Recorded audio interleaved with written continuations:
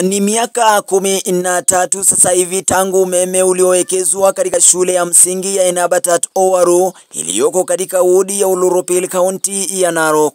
La kutamausha ni kwamba gogo za zile umeme zimeoza hadi kiwango cha kufunjika bila kutumika. Alivyotuarifu mwalimu mkuu wa shule hiyo Bwana Katanye, alisema wanapitia wakati mgumu sana kuwatosheleza wanafunzi wa mtaala wa CBC na kisomo chao. Kwa maana hii vipakatalishi wanavyovitumia inahitaji umeme ambayo ni adimu katika maeneo hayo, na vile katika shule hiyo ya Enabatat Owaru. Vile wakazi wanaomba serikali jitwike majukumu na kuingilia swala hilo kati kwa haraka iwezekanavyo. Kwa maana hiyo wasivyoingilia kati, wanafunzi hawatapata masomo ya kutosha haswa kwa wale wa mtaala wa CBC. Nikiripotia katika mashinani ya Enabatat Owaru County ya Narok, mimi nafahamika kama Benson Kudate.